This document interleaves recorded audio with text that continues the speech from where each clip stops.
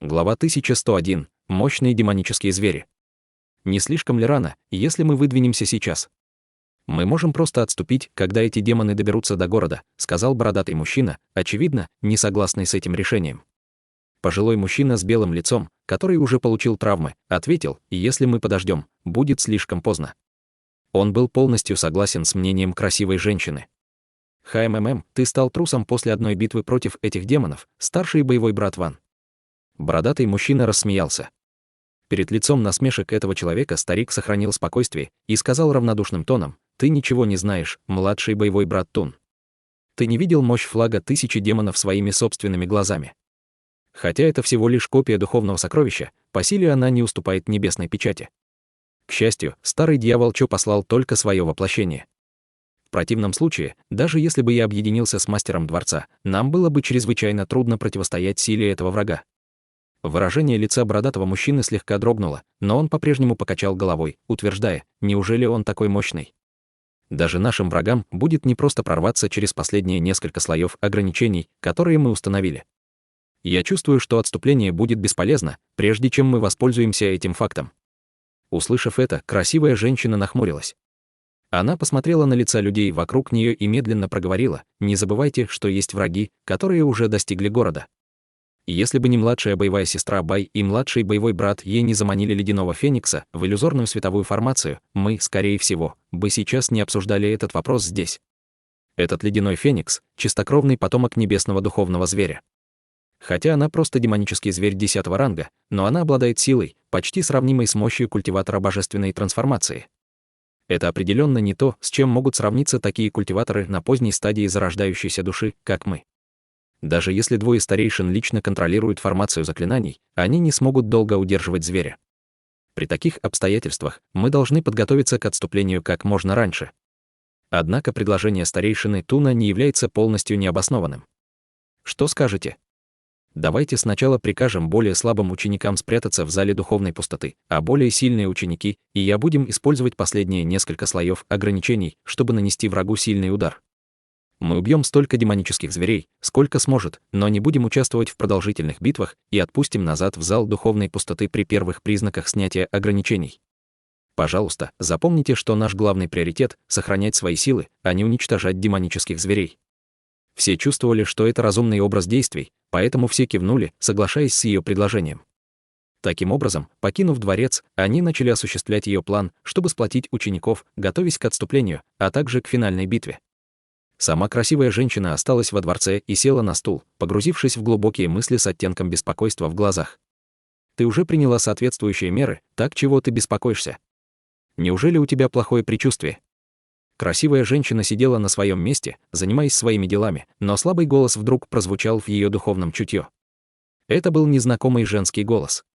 Выражение лица женщины не изменилось, но она холодно ответила в своем духовном чутье: «Дьявольская призрачная мать, тебе лучше не делать ничего необычного, если только ты не хочешь испытать боль от прокалывания твоей души». Казалось, она понимает, кто эта женщина. «Хе-хе, если ты чувствуешь, что не можешь справиться с флагом 1000 демонов, то можешь заставить меня помочь тебе. Если ты снимешь ограничения с моего тела, ты и я сможем объединить усилия, и простой флаг 1000 демонов будет нам ничем». Женщина хихикнула. Она, казалось, была очень уверена в своих силах. «Снять ограничения». Размечталась, холодно усмехнулась красивая женщина. «Я просто присматриваю за тобой, не нужно злиться. На этот раз у демонических зверей другие намерения. В противном случае, почему они мобилизовали бы так много своих войск? Возможно, вы не будете в безопасности, даже если спрячетесь в зале духовной пустоты. По моему мнению, Северному ночному дворцу будет очень трудно пережить это испытание», — рявкнула женщина в ответ. «Я не буду снимать твои ограничения, независимо от твоих слов. Выпускать на свободу такого мощного призрачного культиватора, как ты, в этот мир приведет к катастрофическим последствиям. Ты можешь просто оставаться в высшем призрачном медальоне». Красивая женщина, казалось, не интересовалась ее уговорами. Женщина на мгновение замолчала, а затем взвизгнула взбешенным голосом: «Это ты сейчас так говоришь, но вспомни вот о чем.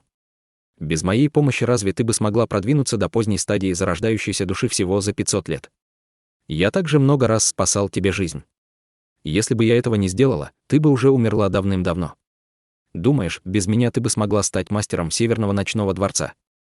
Ты права, но не забывай, что, если бы я не извлекла высший призрачный медальон из высшего тысячелетнего льда, ты все еще была в спячке.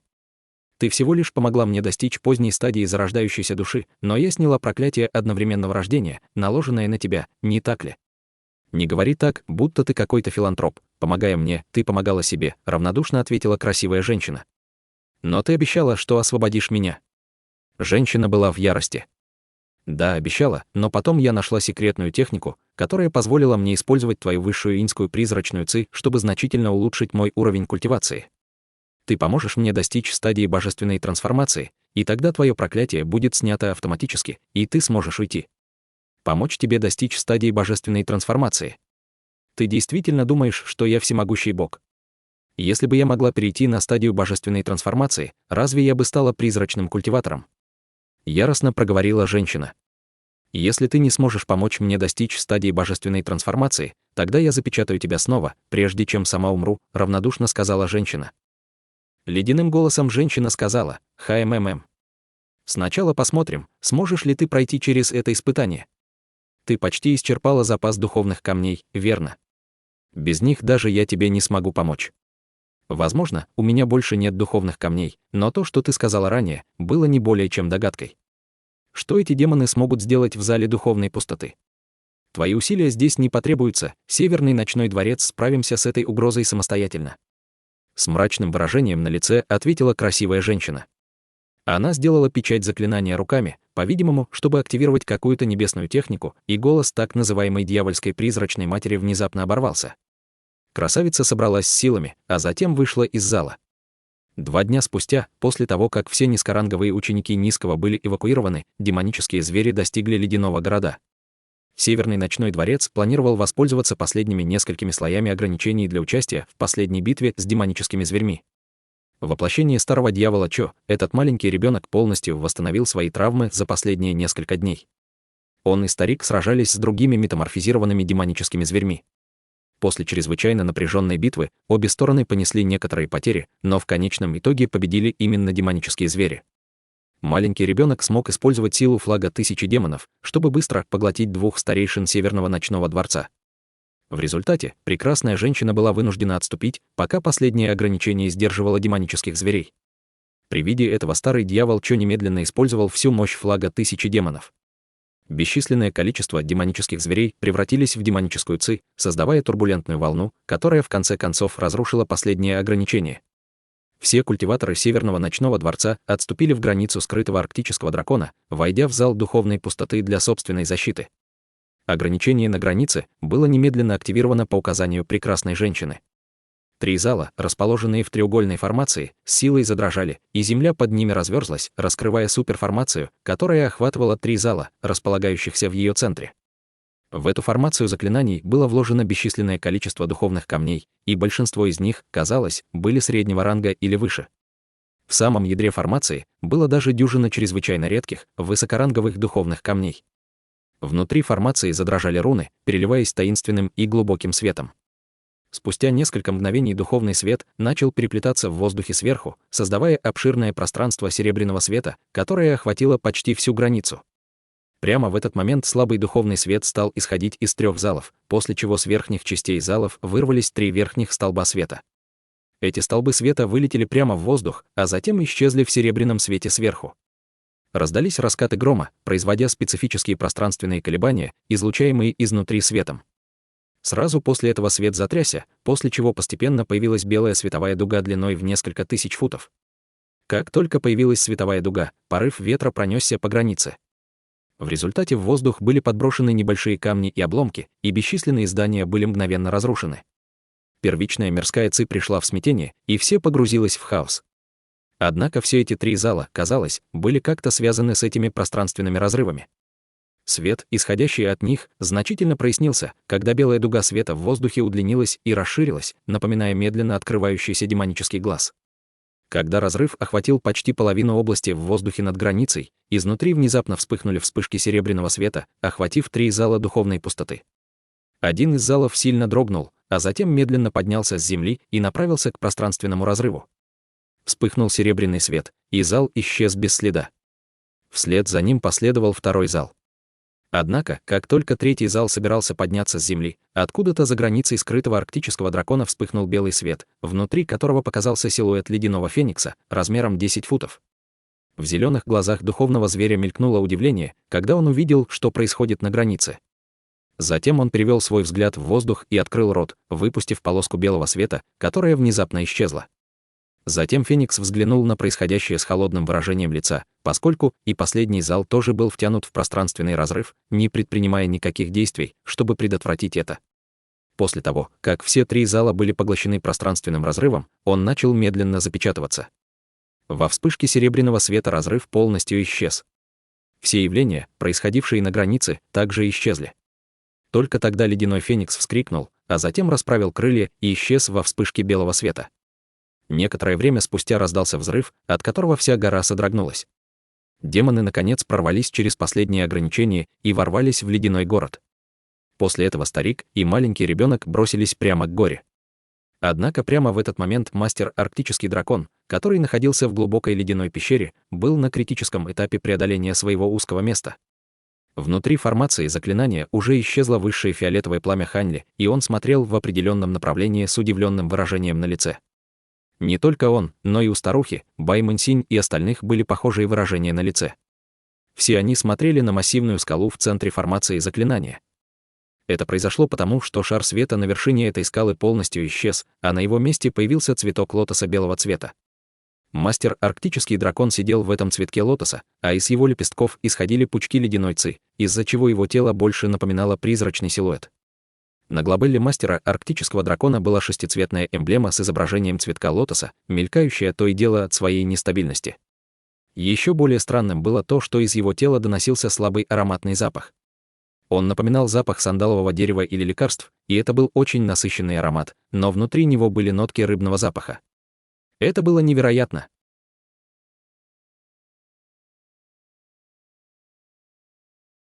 Глава 1102. Прорыв к стадии божественной трансформации.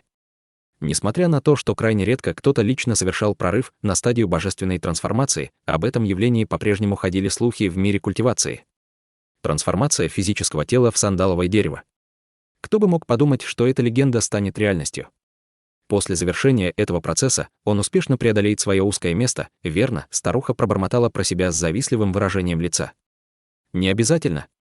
Ситуация с братом, арктическим драконом, в данный момент довольно нестабильна. Кажется, что он только достиг предпосылок для прорыва к стадии божественной трансформации, но метаморфоза зарождающейся души в его теле еще не началась. Похоже, что все идет очень гладко. В противном случае, знаки отличия, полученные от нашего ледяного пламени, не мигали бы время от времени. Старый монах нахмурился, увидев происходящее, и сразу же смог определить проблему. С этим ничего не поделаешь. Несмотря на то, что мы предоставили ему силу нашего ледяного пламени, чтобы временно усилить его зарождающуюся душу, это не его собственная сила, поэтому ему, естественно, будет довольно трудно ее контролировать, отметил Ханьли. На лице мужчины среднего возраста в зеленой одежде появился след беспокойства, и он спросил, как насчет того, чтобы помочь великому старейшине стабилизировать его зарождающуюся душу. Это определенно не сработает. Преодолеть узкое место стадии божественной трансформации не так просто. Возможно, это нестабильность, то, что ищет старший боевой брат арктический дракон. Возможно, он хочет использовать эту силу, чтобы одним махом преодолеть узкое место. Если мы безрассудно вмешаемся, это может причинить ему боль. Пока будет лучше, если мы просто продолжим наблюдать со стороны, отвергла Бай Мэнсинь. Услышав это, на лице Ханьли появилась слабая улыбка, и он не возражал. Все переглянулись между собой, а потом замолчали. В действительности, даже если бы они хотели помочь, они, скорее всего, не смогли бы в любом случае. Управляя своим ледяным пламенем в течение 2 дней и 2 ночей без перерыва, они все были уже полностью истощены, перенапрягая свою магическую силу и духовное чутье в процессе. Таким образом, они могли только наблюдать, как мастер арктический дракон стремился преодолеть самое трудное препятствие сам. Однако никто не заметил, что в глазах Ханьли непрерывно мерцал синий свет. Он тщательно оценивал поток магической силы в теле мастера арктического дракона, а также изменения, происходящие в его зарождающейся душе, и запоминал все эти детали. Эти наблюдения, несомненно, будут очень полезны для него в будущем. Один только этот опыт заставил Ханьли почувствовать, что стоило рискнуть остаться здесь. В конце концов, увидеть, как культиватор совершает прорыв к стадии божественной трансформации, это была крайне редкая возможность, поэтому он схватился за эту возможность обеими руками. Все остальные могли только использовать свое духовное чутье, чтобы получить некоторые наблюдения, но они явно были не способны увидеть все так, как видел Хань Ли, используя свои глаза духовного прозрения. Естественно, что он извлек из этого гораздо больше пользы, чем они. Время прошло медленно. Этот промежуток времени показался вечностью, но в итоге тело мастера арктического дракона внезапно вздрогнуло, пока он сидел в цветке белого лотоса. Своеобразный аромат, исходящий от его тела, мгновенно стал в несколько раз богаче, а все знаки лотоса на его глобелле внезапно расширились, превратившись в лотосы, которые вот-вот распустятся. Все сразу же заметили эти изменения и сосредоточили свое внимание на мастере арктическом драконе.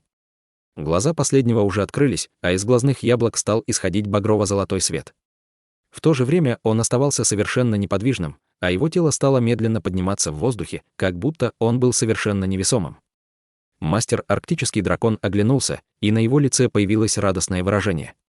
Немного поколебавшись, он поднял руку. Его пальцы еще дрожали, словно он долгое время занимался тяжелым физическим трудом. Почти в этот момент Хан Ли почувствовал, как пульсирует оставшаяся духовная сила в его теле, и яростно вздрогнул, вырвавшись из своего тела в сильном потоке. Хан Ли был шокирован и сразу несколько раз активировал свои навыки культивации. Только тогда он смог временно подавить волнение в своей духовной силе. Выражения всех остальных также резко изменились, поскольку они также предприняли ряд растерянных мер, чтобы стабилизировать свою духовную силу. Оказалось, что он был не единственным, кто пострадал от этого своеобразного явления. Глаза Хань Ли вспыхнули, и прежде чем он понял, что только что произошло, из нескольких формаций заклинаний поблизости внезапно раздался звон. Световой барьер поблизости сильно вздрогнул, а из него начали вырываться пучки света, дрейфующие прямо к формации заклинания. Как только пучки духовного света вступили в контакт с телом мастера арктического дракона, они сразу же исчезли. Некоторое время спустя световой барьер начал разрушаться, и свет, проникающий снаружи формации заклинаний, превратился в кремовый цвет, становясь все более и более вязким. Первичная мирская ци была спровоцирована. Кто-то тихо пробормотал с восторгом в голове, одновременно восхищаясь и чувствуя зависть. Услышав это, сердце Хань Ли вздрогнуло. Мастер арктический дракон был похож на бездонную яму. Независимо от того, сколько ледяной энергии проникло в его тело, оно не меняло ничего, кроме того, что золотой свет, исходящий из его глаз и глобелы, стал сиять ярче. Это явление длилось около 10 минут, после чего изнутри тела мастера арктического дракона послышалась серия взрывов. Его сидящая фигура сразу стала выше на несколько дюймов. В то же время знаки отличия лотоса на его глобелле резко расширились, затеняя большую часть его головы позади них. Затем лотос резко сжался до размера большого пальца и отпечатался на его глобелле. Свет какое время падал на него со всех сторон, а затем рассеялся. Беспорядок в духовной силе в телах Хань Ли и других также прекратились. Мастер арктический дракон сделал печать заклинания руками, а затем медленно закрыл глаза. Духовный свет, исходящий от шестицветного цветка лотоса на его глобелле, также отступил. Он уже достиг стадии божественной трансформации. Одна и та же мысль мелькнула в голове у всех здесь присутствующих. Мужчина средних лет в зеленой мантии и Бай Мэнсинь были в восторге. Однако прежде чем кто-либо успел спросить, изо рта мастера арктического дракона внезапно вырвался приглушенный стон. Затем его лицо внезапно начало искажаться и искривляться, и он схватился за собственную голову, словно страдал от мучительной боли. Хань Ли и другие были поражены, увидев это. «Что происходит, старший боевой брат?» — закричал мужчина в зеленой одежде, не смея приблизиться к мастеру арктическому дракону. Последний с трудом посмотрел на человека в зеленой одежде, но, прежде чем он успел что-то сказать, свет цветка лотоса на его глобелле вспыхнул ослепительно ярко, а затем отделилось от него. После этого лотос стал набухать и сжиматься, а затем взорвался, превратившись при этом в 6 шариков духовного света. Мастер арктический дракона выпустил вопль муки, и его тело покачнулось, а затем он упал с воздуха. Он приземлился прямо внутрь цветка белого лотоса внизу. Он свернулся калачиком, и все его тело стало дрожать мелкой дрожью. Великий старейшина! Бай Мэнсинь больше не могла просто стоять и смотреть. Она и мужчина средних лет в зеленом тут же выскочили вперед цветку лотоса в виде светящихся полосок. Хань Ли и двое других переглянулись между собой, но остались на месте. «Я в порядке». Это была просто какая-то обратная реакция от первичной мирской ци. К всеобщему удивлению, мастер Арктический дракон внезапно перевернулся и снова принял сидячее положение. Его лицо все еще было довольно бледным, но на лице больше не было агонии. Бай Мэнсинь и мужчина в зеленом вздохнули с облегчением, увидев это, и остановились в воздухе над цветком лотоса. В тот момент, когда они собирались узнать у мастера Арктического дракона более подробную информацию, последний поспешно сказал что-то, а затем взмахнул рукой, демонстрируя серебряных кинжалов, которые использовались ранее. По взмаху его руки в воздух были подняты 16 серебряных полосок света в виде кинжалов. Однако серебряные кинжалы тут же развернулись в направлении мастера Арктического дракона. В следующее мгновение они одновременно вонзились в его тело, и он издал низкий крик. Помимо его головы, по всему телу торчали рукоятки кинжала, а лезвия практически полностью врезались в его плоть. Хань Ли сразу же прищурился при виде этого и, не моргая, уставился на мастера Арктического дракона. В этот момент слой смешанного пламени внезапно вспыхнул над телом мастера Арктического дракона. Пламя было преимущественно синего и белого цвета, но внутри него были смешаны и другие цвета. «Господа даосисты, пожалуйста, верните свое ледяное пламя». Мастер Арктический дракон произнес это с торжественным выражением, хотя его глаза оставались закрытыми. Монах произнес буддийскую молитву, а затем махнул рукой в направлении мастера Арктического дракона. В результате зеленое ледяное пламя, появившееся над телом мастера Арктического дракона, превратилось в пучки духовного света, которые затем сошлись в маленький шарик, который тут же направился к монаху. Монах взмахнул рукавом в воздухе и принял собственное ледяное пламя. Хань Ли и другие также последовали его примеру, направляя свое пламя обратно к себе. Через несколько мгновений над телом мастера Арктического дракона остался только слой небесного ледяного пламени, в то время как особый запах, который он излучал, исчез. Он с напряженным выражением на лице сделал печать заклинания руками. В то же время он начал собственное песнопение, в результате чего серебряные кинжалы по всему телу начали мягко дрожать. Раздался тихий звон, и с рукоятки кинжалов стала выходить белая ледяная ци, мгновенно делая их более прозрачными. Мастер Арктический дракон прекратил свое пение и сделал другу печать заклинания руками. В следующее мгновение послышался ряд глухих ударов. Из кинжалов вырвались вспышки пронзительного серебряного света, разбив слой льда на поверхности его тела, который тут же исчез в небытие. Однако затем вдоль этих серебряных клинков появилось больше ледяной ци, превратившегося в слой льда, который снова разрушился в результате того же процесса. Наблюдая за повторением этого цикла несколько раз, губы Хань Ли дернулись, а в его сердце всплыло чувство просветления. Мастер Арктического дракона использовал силу этих сокровищ, чтобы принудительно изгнать ледяную ци высшего нефрита, которую он впитал в свое тело ранее. Похоже, он все-таки не смог преодолеть узкое место стадии божественной трансформации. В противном случае, эта ледяная ци послужила бы для него идеальным лекарством для восстановления утраченной энергии. В голове Хань Ли промелькнуло множество мыслей, и он сразу же принял решение. Мастер Арктический дракон глубоко вздохнул и открыл глаза. Его глаза вернулись к своей обычной цветовой гамме, но он сохранил облик 30-летнего мужчины. Он посмотрел в небо, и на его лице появилось удрученное выражение.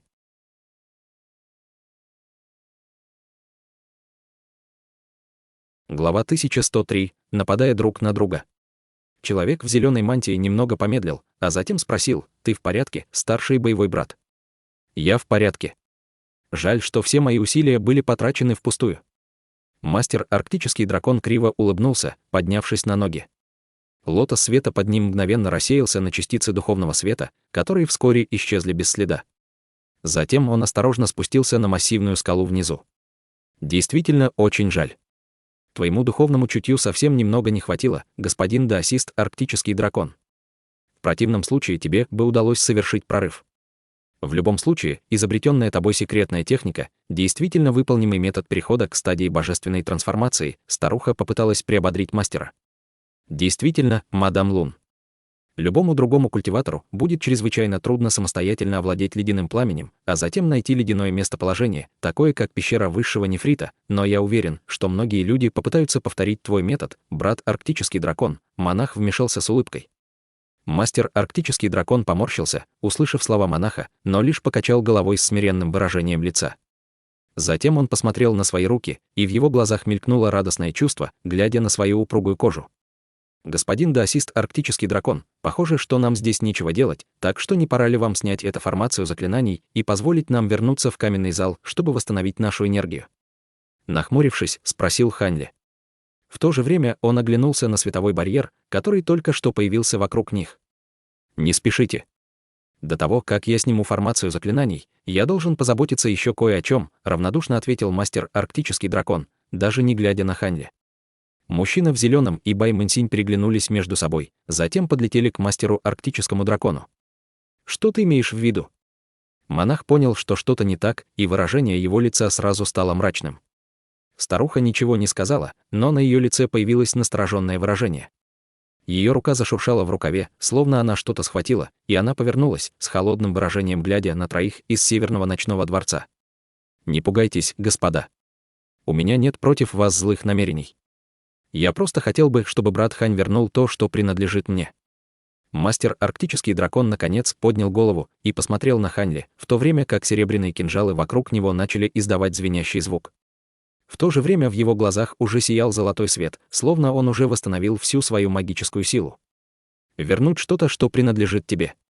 И монах, и старуха повернулись к Ханли с удивлением на лице. «Вы верно шутите, господин даосист.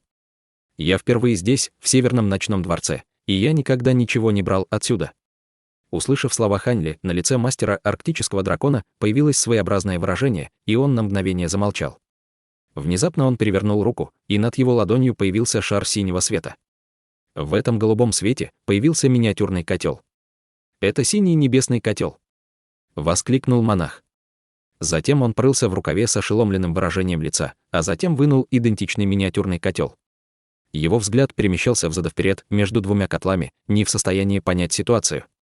Мастер Арктический дракон повернулся к Ханли с прищуренными глазами и сказал: «Не пугайся, господин даосист Моцю. Твой котел не подделка, это также настоящий синий небесный котел. Просто существует не один синий небесный котел, а два. Более того, оба этих древних сокровища являются просто копиями настоящего сокровища. Я прошу у господина даосиста Ханя не что иное, как божественное духовное сокровище, небесный котел. Он у тебя, я прав. Божественное духовное сокровище. У господина Ханя есть подобное сокровище», — воскликнула старуха. Она повернулась к Ханли, глядя на него с неверием и жадностью в глазах. Монах, естественно, был ошеломлен этим и тоже перевел свое внимание на Ханли. До приезда сюда они вдвоем расспрашивали мастера Арктического дракона о Ханли. Мастер Арктический дракон сообщил им, что он культиватор из небесного южного региона. Для них было совершенно удивительно, что культиватор, родом из такого маленького места, мог обладать божественным духовным сокровищем. Ханли не стал отрицать то, что у него был небесный котел. Вместо этого у него на лице появилась полуулыбка, и он спросил: «А значит, вы имеете в виду небесный котел?» «Я не против, что вы спросили об этом, но я бы хотел, чтобы вы ответили на мой вопрос, почему вы так уверены, что он у меня? И каким образом твой зал духовной пустоты связан с этим котлом? Похоже, у тебя действительно есть котел. Я не собираюсь хранить в тайне то, как я узнал, что он у тебя. Твое высшее фиолетовое пламя наполнено небесным ледяным пламенем, произведенного небесным котлом. Кроме копий синего небесного котла, небесный котел — единственное сокровище в человеческом мире, которое также содержит такое ледяное пламя. По совпадению, я недавно максимально очищал свое собственное небесное ледяное пламя, поэтому я, естественно, очень чувствителен к небесному ледяному пламени низшего ранга», — объяснил мастер Арктический дракон. Несмотря на то, что он был почти полностью уверен в том факте, что Ханли обладал небесным котлом, он был в восторге, когда услышал, что это утверждение подтвердил сам Ханли. «Значит, вы узнали, что у меня есть небесный котел с самой нашей первой встречи?» Нахмурившись, спросил Ханли. Мастер Арктический дракон, оценивающе взглянул на Ханли и сказал: «Так и есть. Не думал, что ты не станешь отпираться. Изначально я полагал, что ты не скажешь, что владеешь котлом, и подготовил еще много дополнительных вопросов, но, похоже, в этом нет необходимости. Небесный котел — духовное сокровище, принадлежавшее магической ледяной душе, матриарху нашего Северного ночного дворца. Наш матриарх отправилась путешествовать по миру с этим сокровищем более 100 лет назад, но после ее возвращения сокровище не было найдено. Вот почему был построен зал духовной пустоты. Меня не интересует, как ты получил такое сокровище, но оно действительно принадлежит нашему Северному ночному дворцу. Если ты готов вернуть его, я буду более чем рад отпустить тебя». На лице Ханли появилось просвещенное выражение, и он усмехнулся про себя, глядя на мастера Арктического дракона, но ничего не сказал. Было совершенно ясно, что Хань Ли вообще не воспринимал его скрытую угрозу всерьез, и, осознав это, выражение лица мастера арктического дракона стало мрачным. «Я слышал от Мэн Я, что ты чрезвычайно могущественный человек. Несмотря на то, что твой уровень культивации на средней стадии зарождающейся души, твое боевое мастерство сопоставимо с культиватором на поздней стадии зарождающейся души, и даже серебрянокрылый демон не смог причинить тебе вреда. Если бы мы были где-то еще, возможно, я бы не смог ничего с тобой сделать, но в настоящее время мы находимся в моей формации заклинаний в пещере высшего нефрита. Кроме того, у тебя максимум осталось 30% от твоей магической силы, в то время как эффект моей секретной техники все еще действует. И мое тело, и моя магическая сила достигли своего пика. Смогу ли я разрушить твои шансы на победу в таких ужасных обстоятельствах?» Золотой свет в глазах мастера арктического дракона замерцал еще ярче, пока он говорил. Человек в зеленой мантии и Бай Мэнсинь также пристально смотрели на Хань Ли, ожидая неминуемой битвы. «Кто бы мог подумать, что вы решите напасть на меня после того, как я предложу свою помощь в преодолении узкого места? Вот так Северный ночной дворец платит другим за доброту». Холодная улыбка появилась на лице Хань Ли. «Разве я недостаточно тебе отплатил? Я не только дал тебе копию мантры для очищения ледяного пламени, я также дал тебе копию секретной техники, которую я разработал после бесчисленных столетий размышлений. Кроме того, основная причина, по которой ты решил помочь мне в том, что ты хотел лично засвидетельствовать секретную технику в действии, не так ли?» Мастер арктического дракона холодно хмыкнул. Хань Ли взглянул на монаха и старуху рядом с ним и сказал холодным голосом: «Правда, сейчас. В этом есть смысл, когда вы так говорите. Однако я не единственный человек, попавший в эту формацию заклинаний. Божественное духовное сокровище — чрезвычайно важный вопрос, вы планируете убить этих двоих, чтобы заставить их замолчать?» Они оба зашевелились, услышав слова Хань Ли. В частности, монах с темным выражением взглянул на миниатюрный котел в руке. «Хе-хе, я боюсь, что твои игры разума окажутся здесь бесполезными. Я знаю этих двоих много лет, они не пойдут против меня, что бы ты ни говорил». Мастер арктический дракон холодно рассмеялся в ответ. «Сами разбирайтесь между собой. Я не собираюсь поддерживать ни господина Даосиста Ханя, ни мастер арктического дракона». Старуха холодно посмотрела на Хань Ли, а затем ее тело вспыхнуло в воздухе, после чего она вновь появилась на границе светового барьера. Веки Хань Ли слегка дрогнули, увидев это. «Мы все здесь, чтобы помочь брату арктическому дракону преодолеть его узкое место, поэтому давайте сейчас не будем провоцировать друг друга. Как насчет этого? Если небесный котел действительно принадлежит Северному ночному дворцу, я предлагаю, чтобы дворец предложил господину Даосисту Ханю некоторую компенсацию в обмен на него. Я думаю, что все мы хотим, чтобы это было урегулировано дипломатическим путем. Монах пытался действовать в качестве посредника.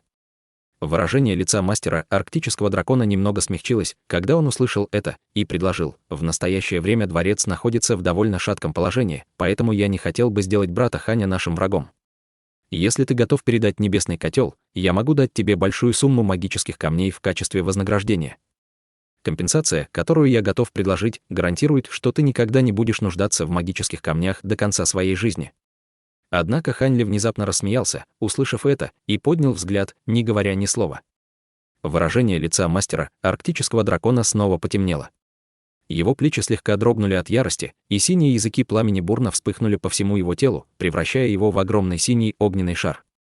Человек в зеленом и Бай Мэнсинь также начали делать ручные печати. Около дюжины сверкающих, полупрозрачных летающих мечей вырвались из одного, в то время как у другого из рукавов вылетели две коротких черных алебарды. Оружие закружилось в воздухе вокруг них обоих, издавая своеобразный лязг.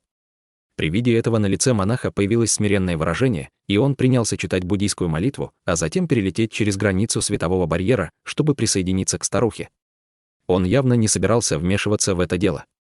Однако, на пути к границе светового барьера, монах внезапно изменил направление и полетел в сторону Хань Ли.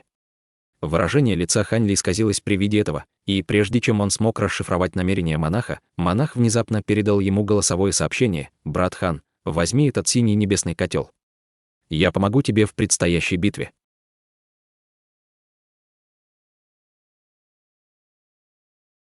Глава 1104. Начало битвы. Говоря это, монах внезапно поднял руку, и шар синего света полетел к Хань Ли. Это было не что иное, как синий небесный котел. «Мо Цзю, что ты делаешь?» Мастер арктический дракон взревел от ярости. Хань Ли не знал, почему монах решил помочь ему, но он определенно не собирался отказываться от предлагаемого ему сокровища. Таким образом, он взмахнул рукавом в воздухе, и лазурный свет метнулся в направлении котла, пытаясь убрать его в свой рукав. Лицо мастера арктического дракона потемнело при виде этого, и он сразу же сделал печать заклинаний, а затем резко указал пальцем на миниатюрный котел. Раздался приглушенный звук, и котел запнулся в воздухе. В это же мгновение крышка слетела с котла, и изнутри вырвалось бурное голубое пламя. Затем это пламя окутало котел и заставило его изменить направление в сторону мастера арктического дракона. «Значит, ты действительно уже связался с этим котлом», — монах воскликнул холодным голосом. Он был готов к этой ситуации и протянул руку, симулируя хватательное движение. Зеленая стрелка света немедленно появилась над котлом, а затем спустилась в попытке схватиться за котел. Золотой свет вспыхнул в глазах мастера арктического дракона, и он взревел: «Разрушить!». Раздался грохот, и задняя часть огромной зеленой руки искривилась и изогнулась. В воздухе появилась древняя руна и засверкала золотым светом, а затем взорвалась с оглушающим грохотом. Сверкающий золотой свет вспыхнул с разрушительной силой, превратив руку в ничто. Мантра праведной песни. «Ты культивируешь буддийское искусство!» — воскликнул монах. Мастер арктический дракон проигнорировал его, продолжая притягивать котел к себе. В этот самый момент рядом с ним появилась серия зеленых нитей. Во вспышке зеленого света нити обвились вокруг котла, притягивая его к Хань Ли, прежде чем кто-либо успел среагировать. Мастер арктический дракон взволновался, увидев это, и сразу же сделал жест заклинания, произнося слово «разрушить» еще раз. Несколько золотых рун быстро взорвались на зеленых нитях, производя серию оглушительного грохота. Однако зеленые нити лишь слегка рассеялись, а затем вернулись в форму и продолжили тянуть котел. Тем временем Хань Ли выпустил небольшой котел размером всего в несколько дюймов. Руны парили вокруг котла, и он очень напоминал синий небесный котел. Эти зеленые нити исходили из этого котла. «Небесный котел», — пробормотал мастер арктический дракон при виде этого. Когда синий небесный котел притянулся к Хань Ли, он постучал по небесному котлу, после чего зеленые нити, исходящие из котла, полностью заключили синий небесный котел в мерцающий шар лазурного цвета. Затем он убрал лазурный шар в рукав и повернулся к мастеру арктическому дракону с холодной усмешкой на лице. Мастер арктический дракон не был взбешен тем фактом, что синий небесный котел попал к Хань Ли. Вместо этого он слегка вздохнул и повернулся к монаху с печальным выражением лица со словами: «Это впечатляет, что ты уже можешь использовать небесный котел, но с твоим уровнем культивации все, на что ты способен, не более чем овладение первым слоем техники печати артефакта. В этом случае ты можешь раскрыть лишь небольшую часть силы духовного сокровища. Но меня больше удивило то, что ты, Моцю, принял такое неразумное решение. Теперь я не могу отпустить тебя просто так». Монах вытащил мерцающий зеленый деревянный молоток из рукава со спокойным выражением и сказал: «Мы знакомы более века, поэтому я тоже не хочу становиться твоим врагом, но я должен сделать это ради себя. Я не хотел бы, чтобы ты убил господина Ханя до того, как заставишь меня замолчать. Божественное духовное сокровище — не шутка. Я догадывался, что ты не собирался отпускать меня с самого начала, верно? Я просто странствующий культиватор, так что я не могу сравниться с мадам Лун». «Что ты имеешь в виду, говоря это, Моцю?» — холодно спросила старуха, услышав это. «Не пытайся обмануть меня, мадам Лун. Другие люди могут не знать об этом, но я точно знаю, что твоя секта Зеленой Ивы на самом деле является лишь ответвлением внешней секты Северного Ночного Дворца. Ты также одна из старейшин внешней секты Северного Ночного Дворца, не так ли, мадам Лун?» Серьезным тоном спросил монах. Мастер арктический дракон немного поколебался, а затем признал правду. «Не думал, что ты узнаешь об этом. Старейшина Лун, тебе больше не нужно больше притворяться, давай разберемся с ними». «Хе-хе, я думала, что смогу не ввязываться в это дело, но кажется, что мне этого не удастся. Однако ты не рассказал мне о небесном котле заранее, великий старейшина. Ты хранишь секреты даже от старейшины внешней секты». На лице старухи появилось мрачное выражение. В ее руке появился посох, длиной около 10 футов, мерцающий желтым светом. «Я держал это в секрете в качестве меры предосторожности. В любом случае, давай разберемся с этими двумя и вернем котел. Котел — чрезвычайно мощное сокровище, которое гарантирует, что наш дворец достаточно силен, чтобы сражаться с любыми врагами, которые посмеют бросить нам вызов», — сказал мастер арктический дракон. «Оставь Моцю на меня. Вы трое позаботьтесь об этом Хане и заберите у него небесный котел». Старуха все еще была недовольна, но все же решила подчиниться. Хорошо, давай сделаем это. Мастер Арктический дракон больше не колебался. Он взмахнул рукой, достав синюю пластину формации, а другой рукой быстро сделал серию печати заклинаний. Он собирается наложить ограничение.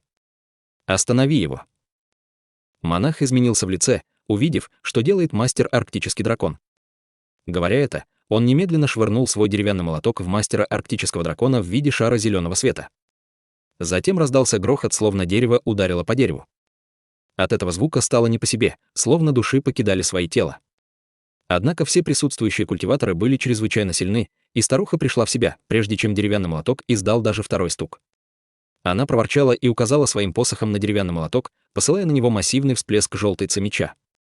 В результате монах был вынужден отказаться от своих атак звуковой волны, поскольку он поспешно ввел свою магическую силу в деревянный молоток. Сокровище сделало круг в воздухе, а затем резко увеличилось до 10 футов в диаметре, метнувшись к ци меча, как массивный камень. Когда деревянный молоток и ци меча столкнулись, раздался взрыв. Тем временем мастер Арктический дракон продолжал без остановки делать печати заклинания руками, и диск формации начал излучать пронзительный духовный свет. Однако Хань Ли не собирался позволять мастеру Арктическому дракону установить ограничения. Он поднял руку и быстро щелкнул 5 пальцами, затем с его кончиков вырвалось около дюжины мечей лазурной ци, и все они метнулись в мастера Арктического дракона. Лазурная ци эссенции меча Хань Ли превратился в дюжину полосок лазурного света, но была внезапно заблокирована несколькими полосками белой ци меча, а также 2 полосками черного света. Вслед за этим началась грандиозная битва. Атаку Хань Ли, разумеется, остановили Бай Мэнсинь и человек в зеленой мантии. Ци меча Хань Ли почти мгновенно раскололась, а сам он нахмурился при виде этого. Он отвлек свое внимание от мастера Арктического дракона и выпустил несколько десятков золотых летающих мечей из своего рукава. Затем эти мечи превратились в барьер золотого света, который защищал его, пока он наблюдал за мастером Арктическим драконом с холодным выражением на лице. Снизу внезапно раздался громкий грохот, и Хань Ли изменился в лице. Однако духовный свет тут же вспыхнул вокруг его тела, и он поднялся в воздух от столпа света, на котором он стоял. В этот момент фиолетовый столб света внизу исчез, заменившись на мерцающую круговую диаграмму формации. Хань Ли был поражен мощной силой всасывания снизу, которая заставила его тело упасть, словно в него был введен свинец. В то же время вокруг него вспыхнули вспышки света, а по воздуху стали распространяться своеобразные колебания. Прежде чем он успел что-то сделать, окружающий пейзаж внезапно изменился. Он оказался в воздухе посреди метели и снега. С неба падали снег, а земля внизу была нетронутой. Он внезапно появился на замерзшей земле. Техника иллюзии. Как интересно. Как только Хань Ли приземлился на землю внизу, он хихикнул про себя, но на его лице не было ни малейшего намека на улыбку. В этот момент влияние ограничения на его тело несколько усилилось. Если бы не тот факт, что он культивировал искусство яркого нефрита, его тело было не в силах справиться с текущей ситуацией. По сравнению с гравитационной силой золотых духовных деревьев, это ограничение было ничем. Золотые мечи вокруг Хань Ли сделали круг в воздухе, подчиняясь его воле, и гравитационная сила, давящая на него, была мгновенно отрублена. Он начал подниматься в воздух внутри шара золотого света. Хань Ли осмотрелся, разглядывая окрестности прищуренными глазами, в которых мерцал синий свет. Все в его поле зрения было огромным белым пространством. Вокруг не было ни души. Затем он посмотрел в небо и обнаружил, что снежинкам, падающим сверху, казалось, нет конца. Внезапно вспышка синего света вспыхнула в его глазах, и он слегка вскрикнул, выпустив из золотого шара вокруг него дюжину полос золотого света, и все они летели к тому месту, что казалось пустым пространством. В воздухе вспыхнула череда взрывов, после чего появилась дюжина маленьких мечей, и белый и золотой свет переплелись между собой. Эти летающие мечи были всего лишь несколько дюймов в длину, но каждый из них был настолько прозрачным, что позволяло им скрываться в метели и снеге, приближаясь к Хань Ли. Однако Хань Ли обнаружил их все и совершенно не боялся. Из пустоты раздался удивленный голос Бай Мэнсинь. Эти летающие мечи просвистели, а снова исчезнуть в метели и в снегу. Хань Ли поднял бровь, а затем сделал печать заклинания руками, и дюжина и даже больше золотых мечей вылетели вокруг него. Все они переливались золотым светом и источали пробирающую до костей ледяную ци. Эти мечи кружили в воздухе и быстро нашли полупрозрачные летающие мечи. Раздался звук столкновения мечей. Золотой свет вспыхнул из золотых мечей по приказу Хань Ли. Он начал произносить странное заклинание, а его глаза вспыхнули странным светом. Где-то в метели и снеге раздался приглушенный стон, после чего в нескольких сотнях футов взорвался шар белого света. Затем появилась женщина в белом халате. Она схватилась руками за голову, а на ее лице было болезненное выражение. Это была никто иная, как Бай Мэнсинем, которую поразила техника поражения души Хань Ли.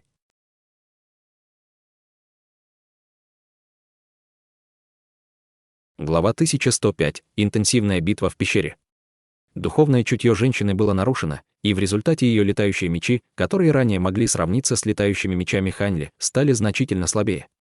Хань Ли вложил больше энергии в свои мечи, увидев, что дюжина или около того лазурных бамбуковых облачных мечей начали одновременно излучать золотой свет, вращаясь вокруг медленных ледяных мечей. Раздался громкий треск, и почти половина ледяных мечей была разломана пополам золотыми летающими мечами. Оставшиеся несколько ледяных мечей также значительно потускнели и начали пронзительно лязгать. Казалось, они были серьезно повреждены. Как только женщина в белом пришла в себя, она была ошеломлена, увидев, что ее магические сокровища были уничтожены.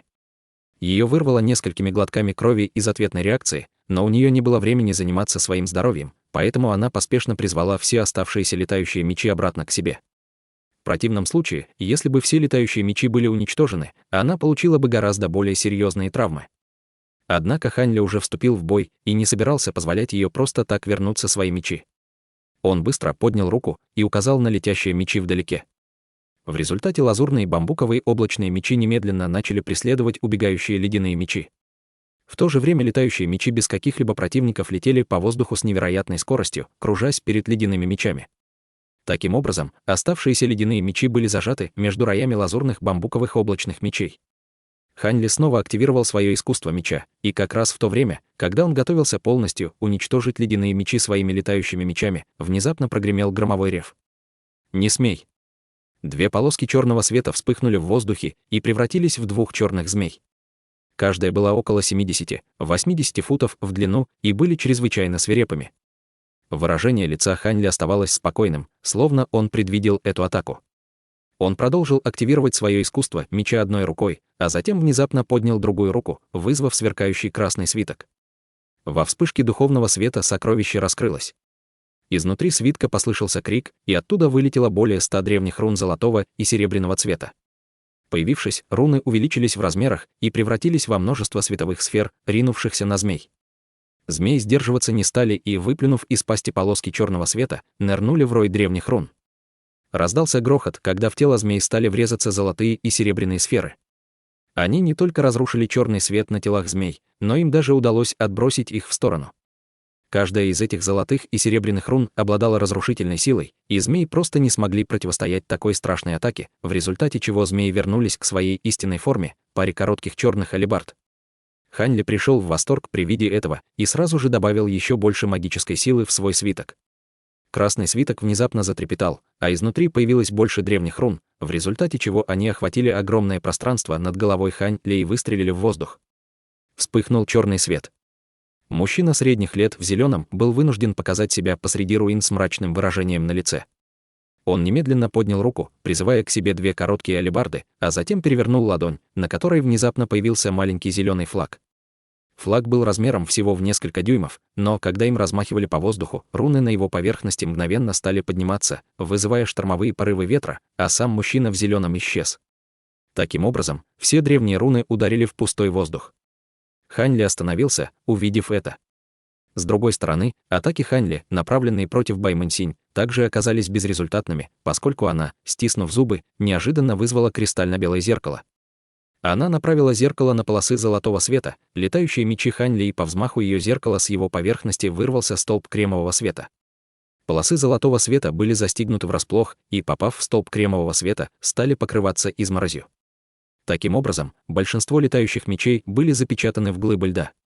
Только тогда оставшимся немногим ледяным мечам удалось вырваться, и они были мгновенно поглощены телом Бай Мэнсинь. Хань Ли повернулся к ней и холодно зарычал, несколько раз подряд указав на мечи вдалеке. С поверхности мечей вдруг послышались раскаты грома, а затем по лезвиям мечей прокатились дуги молнии. Глыбы высшего льда были разбиты мощью божественной дьявольской молнии, и летающие мечи были мгновенно освобождены. Бай Мэнсинь изменилась в лице при виде этого и тут же повернула свое зеркало в направлении Хань Ли. Позади Хань Ли грянул гром, и появилась пара серебряных крыльев. Он просто расправил крылья и слегка взмахнул им, а затем исчез во вспышке серебряного света. Бай Мэнсинь запнулась при виде этого, и почти в тот же момент сильный порыв ветра пронесся мимо нее. Рука внезапно потянулась из ветра, схватив ее за руку и потянув в себя. Затем ветер рассеялся, и она полностью исчезла. В следующее мгновение на том месте, где только что находилась Бай Мэнсинь, вспыхнула серебряная дуга, и появился Хань Ли. Он посмотрел на пустое место, и его лицо стало мрачным, а в глазах вспыхнул синий света. Затем он резко поднял руку, и из его рукава вырвалась черная полоска света и исчезла за доли секунды. Черная полоска света внезапно вспыхнула в воздухе на расстоянии нескольких сотен футов, а затем приглушенный стон, и из воздуха появилась отрубленная рука, а за ней спотыкающаяся фигура в зеленой одежде. Это был никто иной, как мужчина средних лет в зеленой одежде. Он явно был очень мощным персонажем, хотя одна из его рук была отрублена, другая его рука со скоростью молнии схватила отрубленную руку и снова исчезла в порыве ветра. Холодный свет вспыхнул в глазах Хань Ли, но он больше не использовал черную полоску света для преследования этого человека. Вместо этого он поднял руку, и черная полоса света исчезла на месте, а затем мгновенно появилась перед Хань Ли, словно телепортировалась. Это был кинжал длиной в несколько дюймов угольно-черного света с переливающейся поверхностью. Этот кинжал был кинжалом дьявольской эссенции, который обычно использовала человекоподобная марионетка. Затем Хань Ли завис посреди ветра и снега, оглядываясь по сторонам. Синий свет мерцал в его глазах, словно он что-то искал. Вне техники иллюзии, в другом месте формации заклинания, мужчина средних лет в зеленом торопливо прижал отрубленную руку к ране, а затем наложил несколько талисманов. На поверхности раны вспыхнул белый свет, и рука сразу же прикрепилась к его телу. Мужчина в зеленом с облегчением вздохнул, снова взявшись за руку. Затем он повернулся к Бай Мэнсинь с обеспокоенным выражением лица и сказал, что за странное сокровище. Похоже, что младшая боевая сестра Мэн Я не преувеличивала. Этот культиватор Хань очень могущественен. Ты в порядке? Горячий румянец появился на бледном лице Бай Мэнсинь, и она сказала хриплым голосом: «Я в порядке». Несмотря на то, что мои магические сокровища были повреждены, мне удалось сохранить почти половину из них, поэтому не все потеряно. Однако я не смогу снова призвать эти высшие ледяные мечи в бой. Старший боевой брат, эта формация совершенно неэффективна против этого человека, и он, кажется, обладает способностью, которая позволяет ему видеть сквозь иллюзию. Мы пытались использовать силу формации, чтобы скрыть наше присутствие, но это было бесполезно. Все тело мастера арктического дракона пылало синим светом, но золотой свет в его глазах медленно отступал, и он сказал спокойным тоном: «Я видел все, что там произошло». Его действительно не стоит воспринимать не всерьез. Если бы не небесный котел, я действительно не хотел бы провоцировать такого могущественного врага. Однако мы уже приняли решение, и пути назад нет. Я уже развеял последнюю часть обратной реакции от первичной мирской ци, так что вам двоим нужно будет только помочь мне, и я прикончу его. В моем нынешнем состоянии я должен быть в состоянии временно контролировать всю ледяную ци пещеры высшего нефрита, хотя и с большим трудом. Независимо от того, насколько могуществен этот человек, он никак не сможет противостоять такому огромному количеству ледяной ци. Мужчина средних лет в зеленой мантии был удивлен, услышав это. Но если вы сделаете это, мы не сможем получить доступ к пещере высшего нефрита в течение следующих 1000 лет. Выражение лица Бай Мэнсинь тоже немного изменилось. Мастер арктический дракон посмотрел вдаль на Хань Ли, который был пойман в ловушку иллюзорной формацией, с удивительно спокойным выражением на лице. Ничего не поделаешь. Вы двое только что сразились с ним и испытали его силу воочию. Он явно чрезвычайно искусен в искусстве формации заклинаний, и все его сокровища и способности чрезвычайно опасны. Кроме небесного котла, у него есть копии духовных сокровищ, с которыми будет трудно справиться. Только призвав силу всей пещеры высшего нефрита, я смогу убить его. По сравнению с небесным котлом, то я не смогу получить доступ к пещере высшего нефрита, небольшая цена. Мужчина в зеленом и Бай Мэнсинь все еще немного колебались, но не смели противоречить великому старейшине. Мастер арктический дракон перевернул ладонь, и в его руке внезапно появился талисман высшего нефрита. На талисмане сразу же вспыхнули таинственные руны, а на обратной стороне проявилось изображение дышащего льдом Цилина. В тот момент, когда он собирался использовать талисман, чтобы подготовить атаку, он бросил беглый взгляд на Хань Ли, после чего выражение его лица резко изменилось. «У нас проблемы». Он обнаружил местонахождение ядра формации и собирается вырваться на свободу. Вы двое поторопитесь и укрепите формацию заклинания, и выиграйте мне как можно больше времени любым способом. Мужчина в зеленом изменился в лице, услышав это, и перевел взгляд на Хань Ли. Разумеется, Хань Ли делал печати заклинания в иллюзорной формации, и над его головой появился огромный золотой меч длиной в несколько десятков футов. По его поверхности мелькали бесчисленные дуги молнии, и он медленно приближался к определенной точке формации. Сердце мужчины в зеленом дрогнуло, но он знал, что должен был действовать быстро. Взмахнув рукавом, он выпустил желто-зеленый шар света и метнул его к огромному мечу. Бай Мэнсинь также поднял руку, и снова появилось белое зеркало, которое не так давно запечатало мечи Хань Ли во льду. Поверхность зеркала сверкнула, и оттуда вырвалось несколько столбов кремового цвета прямо в Хань Ли. Оказалось, что она пытается атаковать Хань Ли, поэтому он будет вынужден защищаться, а не нацеливаться на ядро формации. Мастер Арктический дракон начал петь, и высший нефрит стал подниматься в воздух. Белый свет вспыхнул на его поверхности, превратив его в шар ослепительного света. Внутри шара света показался силуэт духовного зверя, который медленно обретал форму. В этот момент золотой меч Хань Ли уже набрал скорость и атаковал. Он хорошо понимал искусство формации заклинаний, и, в сочетании с его глазами духовного прозрения, разрушить такую простую иллюзорную технику для него не составляло большого труда. Однако в следующее мгновение желто-зеленый шар света появился под его огромным мечом. В то же самое время несколько столбов кремового света неслись к нему из ветра и снега. Губы Хань Ли дернулись в ответ, а на его лице появилась кривая ухмылка.